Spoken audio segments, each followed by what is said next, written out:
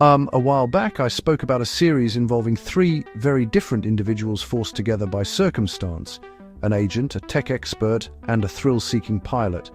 And at the time, I barely scratched the surface. It was more of a passing mention than anything substantial. But like a lot of things I've been revisiting lately, it's one of those shows that's stuck in the back of my mind. Not because it was perfect, not because it was groundbreaking in every sense, but because it had a very particular energy that you just don't see anymore. And going back to it now with fresh eyes and a bit more perspective, it's clear there's a lot more going on beneath the surface than I gave it credit for the first time around. Because this wasn't just another procedural or another team solves problem of the week kind of show. It sat in that very specific 90s sweet spot where television was experimenting with blending genres, throwing action, sci-fi, and light techno-thriller elements into one package and just seeing what stuck. And what you end up with is something that feels very much of its time, but also oddly unique because of it. It wasn't trying to be timeless, it was trying to be now. And in doing that, it captured a moment that's actually pretty interesting to go back and look at. Welcome to the Snake Pit, where we're full of bile and venom. I'm your host, Snake Dæmon, and today I'm taking a proper look at one of those forgotten 90s cult gems, Bugs. Now, Bugs is one of those shows that perfectly embodies that mid-90s BBC mindset. Throw some money at it, give it a slick premise, and make it feel just futuristic enough to hook people in. The whole thing is built around this trio: Nick Beckett, the disgraced Hive agent, Roz Henderson, the tech genius, and Ed, the wildcard pilot who somehow ends up in the middle of everything. On paper, it's a standard setup. Three specialists, each bringing something different to the table. But what makes it work is how naturally they come together. The first episode wastes absolutely no time throwing you into the chaos. You've got a helicopter under attack, a piece of tech that can control global communications, and a government agency that's already compromised from within. It's fast, it's loud, and it immediately tells you what kind of show this is going to be. High stakes, high energy, and not particularly interested in slowing down to explain itself too much. And that's kind of the charm. Because Bugs thrives on momentum. The plots are quick, sometimes borderline ridiculous, but always entertaining. It leans heavily into gadgetry, the kind of near-future tech that felt cutting edge at the time, but now sits in that wonderfully dated space where it's both nostalgic and unintentionally funny. But you don't watch it for realism, you watch it because it commits to the bit.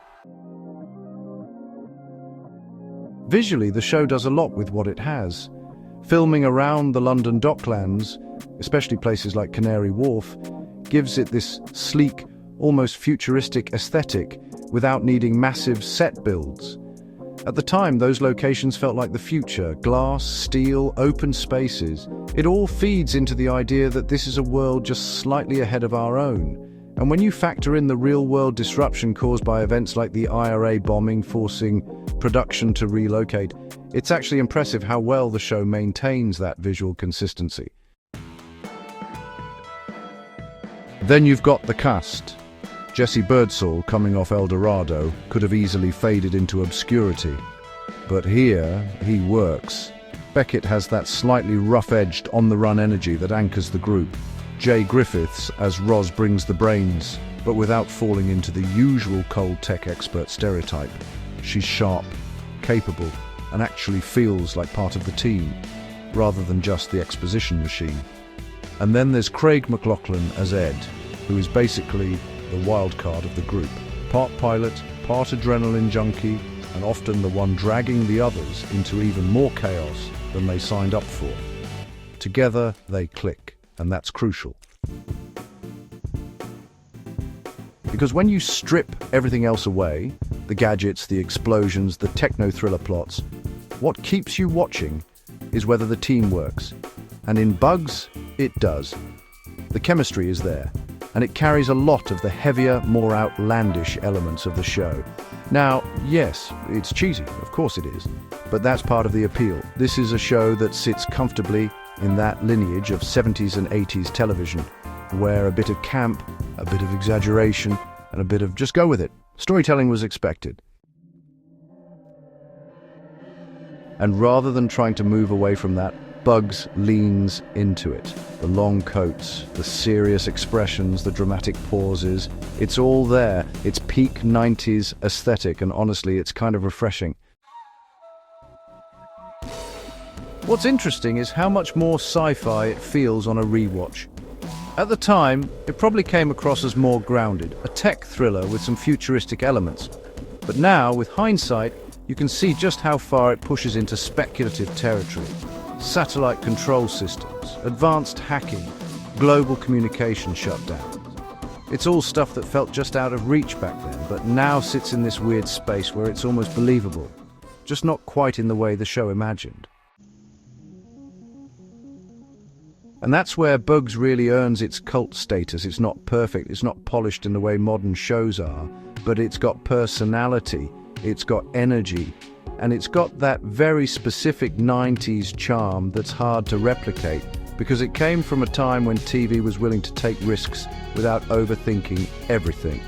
This was the BBC putting out something that felt ambitious, a little bit experimental, and most importantly, fun. And fun is something that feels increasingly rare, because now everything has to be layered, deconstructed, message-driven, or prestige. Back then, you could just have a team, a threat, some gadgets, and a reason to tune in every week, and sometimes that's all you need. So yeah, going back to Bugs after all this time, it holds up better than you'd expect, not because it's flawless, but because it knows exactly what it is and never tries to be anything else. And honestly, that's more than can be said for a lot of shows today. But I do need to add, this is the series with one of my favorite villains, and he's just a man, but more on that another day. Thanks for dropping by the Snake Pit, where we thrive on untapped potential and lost opportunities. Don't forget to subscribe and hit that bell, like the video, and leave your opinions in the comments, where naturally I won't be reading them. Until next time, stay venomous.